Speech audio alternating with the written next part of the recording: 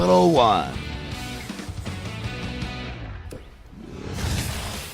Well, what about them Oklahoma Sooners, huh? Big 12 champions, 12-1 season. They get Jalen Hurts transferring in. Might he be the third straight Heisman Trophy winner? Not sure that's going to happen, but he was dynamic. But the fact that he's 38-3 as a starter at both Alabama and Oklahoma. They did have the hiccup against Kansas State. They weren't exactly great in the next few games, but good enough to beat Baylor twice en route to a Big 12 championship. And they will take on LSU. And the Chick-fil-A Peach Bowl comes your way December 28th, 4 Eastern on ESPN. It's tall order going up against the #1 team in the country, mighty LSU. So what's it going to be like? Lincoln Riley with Reese Davis earlier today. Lincoln Riley joins us now on the phone. So, Lincoln, many people have said that LSU looks a lot more like a Big 12 team these days. How much have you seen of LSU so far this year? Not much. Obviously, no, they're playing well, done a great job. You know, offensively, quarterbacks obviously played really well for them, and very talented football team. So we'll start getting into them here shortly. Hey, Coach Riley, it's been awesome to watch your offense, reinvent yourself the last couple years with Baker and Kyler. This year, how different has it been for you as a play caller with a quarterback like Jalen Hurts?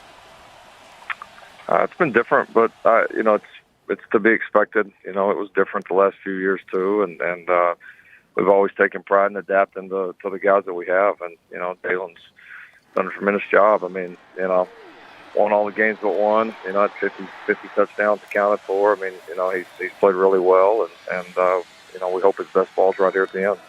Third straight year, Lincoln, that you get an SEC team in the playoff.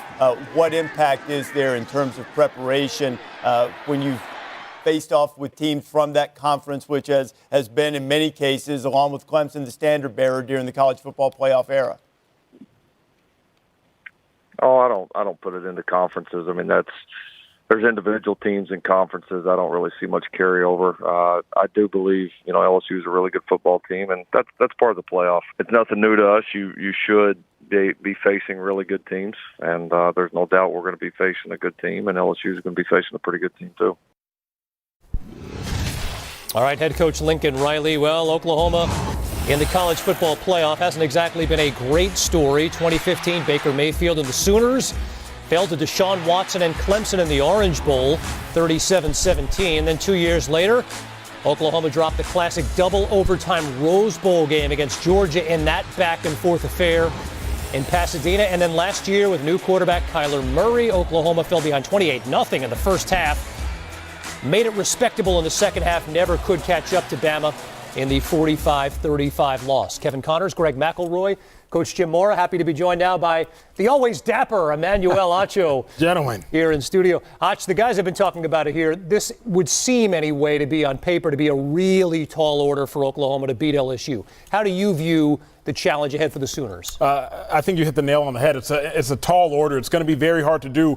But I think Lincoln Riley, if anybody, is one man to do it. An incredible head coach. You give him time to scheme up this Oklahoma offense to try to figure out some different wrinkles. But what it's going to come down to is a gadget play here, a gadget play there, scoring on special teams, and trying to turn over Joe Burrow. Because firepower for firepower, man for man, Oklahoma doesn't have the same depth that LSU has.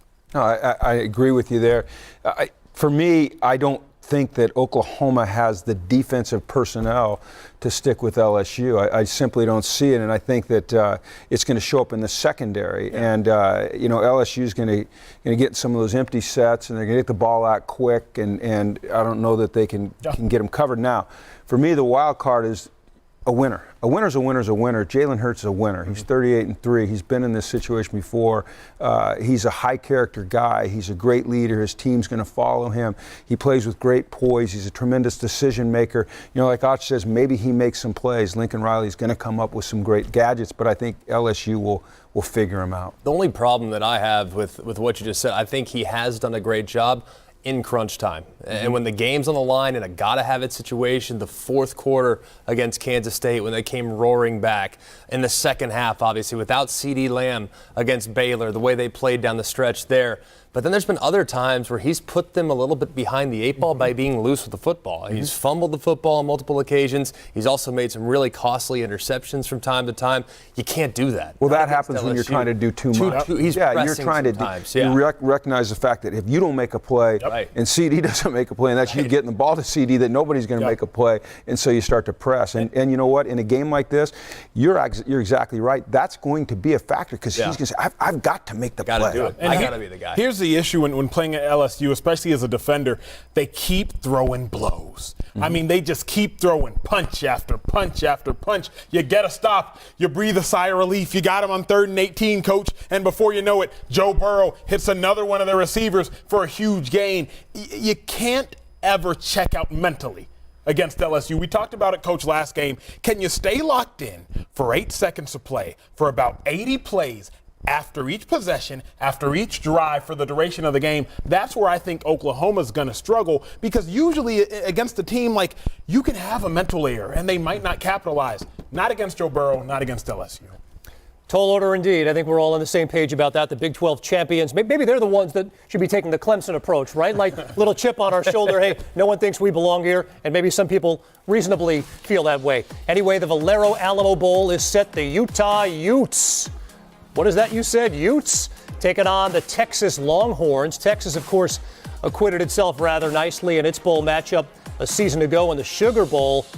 Coach, the Utah Utes, I mean, Pac-12 championship game, golden opportunity to steal that spot for Oklahoma, and they came up real short. Yeah, a very disappointing night for Utah. So unlike what they've been all year. You know, they've played such great defense all year. They've controlled the line of scrimmage all year. And Friday night they didn't do that, and Oregon did. Now, Oregon came in there, I think, you know, we'd kind of written them off as a really good football team. Boy, they've run the ball all year. They played great defense all year. We know that Justin Herbert's a good player. But I think that Utah is going to come out with a chip on their shoulder. I think they are very talented. I think they do play tremendous defense. I think Huntley is a good quarterback. I think they can run the ball with Moss. And I look for them to come out and play very, very well. Kyle Willingham, he'll do a tremendous job of getting them back on track. Yeah, I saw this game and I said, boy, Texas better buckle up. Yeah. They better buckle up, because to Coach's point, Utah's going to be upset. And Utah isn't a team with a whole bunch of prideful players that are thinking about the NFL, G-Mac. Utah, they're not going to have star players sitting out. They're not going to have guys that are checked out. They just lost a Pac-12 championship game that they know would have sent them to the playoffs. Now they're playing a Texas team that is in so much inner turmoil right now.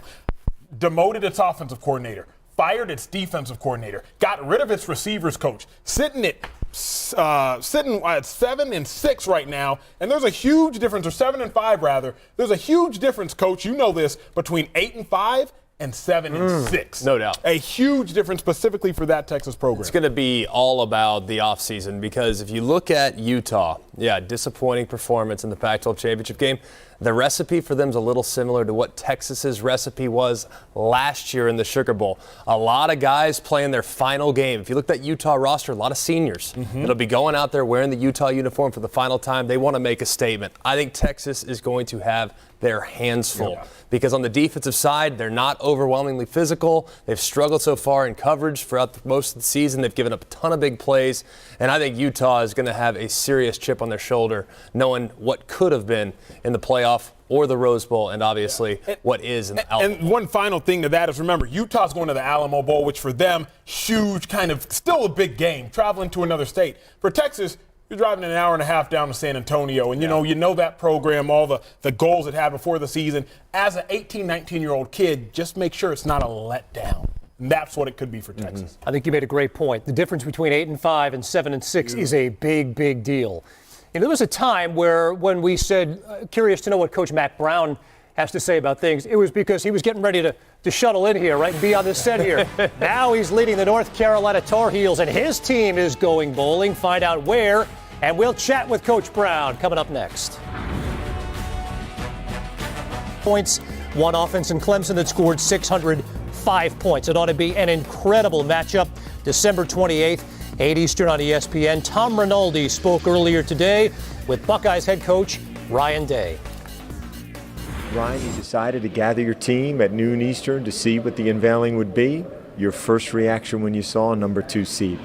Well, just an honor to be part of one of those 4 teams, and we certainly deserve it after the season we've had. But we know we have to play against the best to go win a national championship, and Clemson's the defending champs, and they haven't lost a game since. So, we got a lot of respect for Clemson, not only for their talent but their coaches. So it's going to be a great challenge for us. You were clear and didn't hesitate to say we deserve to be the number 1 seed. What do you believe the difference was?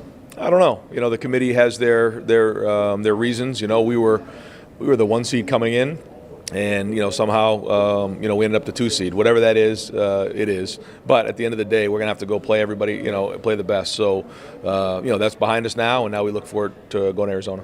First thought, Clemson matchup. First thing that comes to mind. Well, I think about, first off, that defense, and Brett Venables does an unbelievable job mixing up the looks and playing and being aggressive. But then the other side, you got Trevor Lawrence, you got Etienne, you have T. Higgins. You got a lot of talented guys over there on offense. And so, again, they've been in that position before, so they have the playmakers on both sides of the ball, so it'll be a great challenge. What excites you most about this opportunity? An opportunity to go win the whole thing, and that was the whole goal coming into this thing. Is that when you have an opportunity, it's not easy to come to a place like Ohio